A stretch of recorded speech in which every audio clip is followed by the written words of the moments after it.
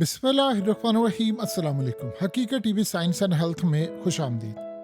कुछ अर्सा पहले तो आपने देखा था कि नेतन्याहू को अंडरग्राउंड कर दिया गया है, और ये तब था जब इनको खतरा था कि भाई ईरान की जानिब से कोई हमला होने वाला है। लेकिन अब सूरत हाल डिफरेंट है।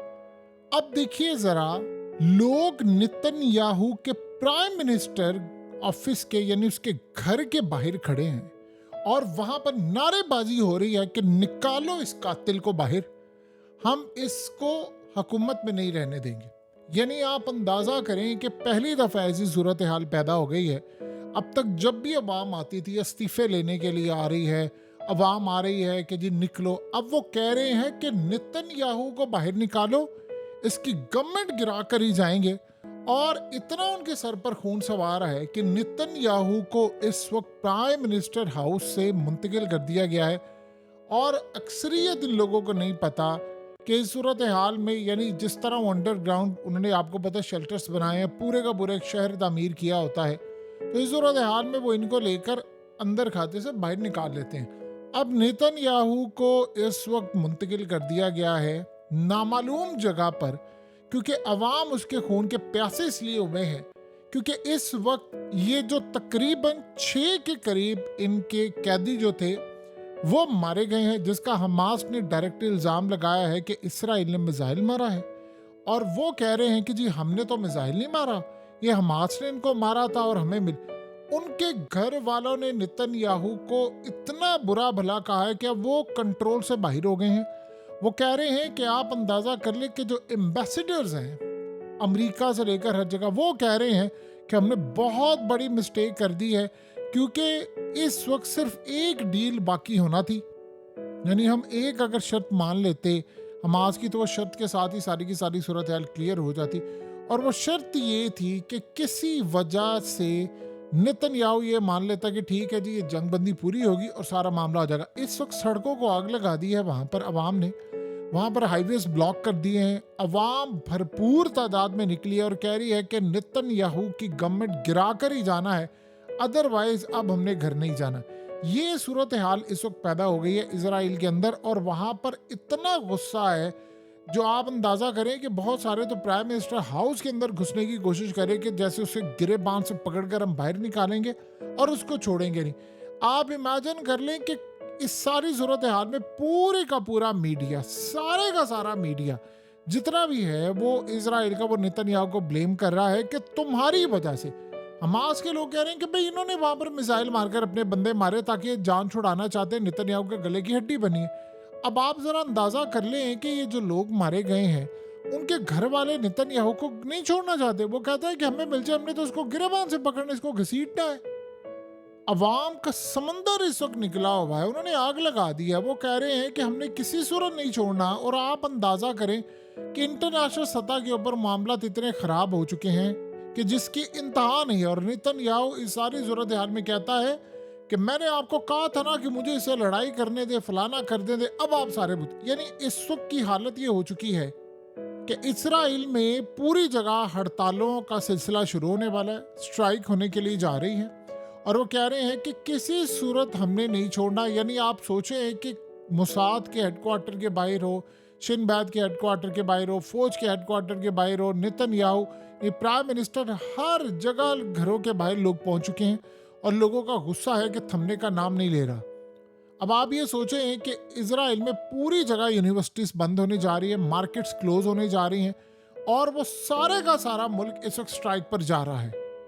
अब आप ये सोचें कि सबसे बड़ी बात यह है कि नेतन्याहू के बारे में खबरें आ रही है, वो कहता है जी आर्मी चीफ ब्लेम कर रहा है, उसको पकड़े आप जाकर, ये मेरा काम था। 1 साल हो गया है इनको ये जाकर अभी तक इजराइलियों को काबू नहीं कर सके, हमला हवा रोक नहीं सके, तो मैं जिम्मेदार कैसे हूँ? जबकि वहां पर सूरत हाल हो रही है कि भाई तो जंग बंद करो। अब आप ये सोचें कि तारीख में कभी भी ऐसा नहीं हुआ, कभी ऐसा नहीं हुआ कि, यानी आप सोचें कि नेतन्याहू के खिलाफ उसको गिरेबान चाक करने के लिए लोग पहुंचे। और वो क्या, उनको क्या कह रहा है? वो कहता है तुम तो हमास के सारे मौकफ को आगे लेकर चल रहे हो, तुम तो उनके साथ ही बने हुए हो, तुम तो वही काम करो जो वो चाहते हैं। नेतन्याहू ने आगे से जाकर कहा है जी मैंने क्या किया, आप जाकर, वो हमास की जिम्मेदारी है, उन्होंने नहीं डील हमारे साथ की, हमने तो उनको कहा था। यानी वो ये कह रहा है कि हमास ने जो शर्त रखी है कि परमानेंट जंगबंदी कर लो, मैं नहीं समझता कि वो चीज़ होनी चाहिए थी। अब सबसे बड़ा मसला ये पैदा हुआ कि सारी दुनिया के अंदर नेतन्याहू के खिलाफ आवाम सड़कों पर निकली है। इवन के जो इजरायली हैं वो यहाँ पर भी निकले हैं, बाहर भी जो रहते हैं, पूरा वर्ल्ड उसके खिलाफ निकला हुआ है कि तुम्हारी वजह से तबाही हो रही है। आप इमेजिन कर लें कि नेतन्याहू को अंदाज़ा नहीं था कि इतना ज़्यादा रिएक्शन आएगा, बल्कि उनके नज़दीक तो ये होता है कि चलो कुर्बानी इन्होंने दे दी। अभी आप ये सोचें कि कितने कैदी पड़े हुए हैं, और अगर इस सूरत हाल में इन्होंने इन सबको मारने के चक्कर में वो सारे मारे गए तो फिर क्या सूरत हाल होगी। और जो कैदी बचकर आए हैं वो भी सारे के सारे इल्ज़ामात इस वक्त नेतन्याहू पर लगा रहे हैं कि नेतन्याहू ने वहाँ पर डील फाइनलाइज नहीं की। और वो बता रहे हैं कि वहाँ पर हमें बताया जाता था कि भाई नेतन्याहू असल में जिम्मेदार है, वो इस जंग को अगले लेवल तक लेकर जाना चाहता है। अब आप ये सोचें, नेतन्याहू इधर तैयारियां कर रहा है कि मैं तो ईरान के ऊपर स्ट्राइक करने के लिए जा रहा हूँ। अब ये तब मामला सामने आया है जब ईरान ने अपना नया एयर डिफेंस सिस्टम लॉन्च कर दिया है, उसका टेस्ट कर लिया है और वो तैयार हो गया। वो कह रहे हैं कि ठीक है जी, अब तो इसराइल आता है हमला कर दे, हम तो उसके तैयारे तबाह कर देंगे। नेतन्याहू अब ये सोच रहा है कि कम से कम मुझे इस सारी सूरत हाल से, इससे पहले कि मेरे गिरेबानों तक ना पहुंचे, मैं ये जंग छेड़ दूं। और इस जंग को छेड़ने के लिए किसी भी वक्त आप देखेंगे तो मामला शुरू हो सकते हैं।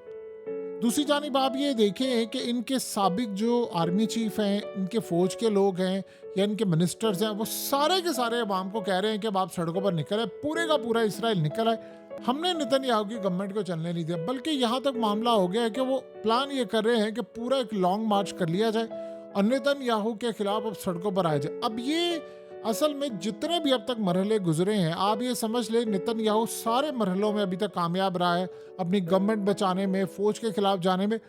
लेकिन ये जो मरहला है ये सबसे खतरनाक है। अब नेतन्याहू क्या समझ रहा है, वो ये कह रहा है कि इस्टेब्लिशमेंट जो यहाँ की है या जो फौज है वो असल में इन तमाम चीज़ों के पीछे है। वो इनको पूरी तरह बाहर निकालना चाह रही हैं, वही इनको पीछे बैठकर मैनेज करें और वही हमले करवाने के लिए पूरे का पूरा खेल रचा रहे हैं। अब ये वहाँ पर सूरत हाल है और वो ये समझ रहा है कि सारे का सारा जो खेल डिज़ाइन है वो अवाम को निकालने के पीछे इन एजेंसियों का हाथ है और वो ये सारा काम कर रहे हैं। देखिए, इस सारी सूरत हाल में लेट से इसराइल के अंदर पूरी तरह आवाम सड़कों पर निकल आई। आपको पता ऑलरेडी वो मुल्क छोड़कर जा रहे हैं और ये स्ट्राइक अगर बढ़ गई तो फिर ये बात ज़हन में रखिएगा, फिर ना तो नेतन्याहू बचेगा, ना आर्मी चीफ उनका बचेगा, ना कोई और बचेगा। और यहाँ पर आप अंदाज़ा कर लें कि अभी सूरत हाल ये है, ये तो प्लान करके बैठे हुए हैं कि हमने तो जी ये हमला कर देना है ईरान के ऊपर, हम तो हमला करेंगे लेबनान के ऊपर, और हमला करने के बाद हमने पूरी तरह जंग छेड़ देनी है। तो बताएं फिर सूरत हाल क्या होगी।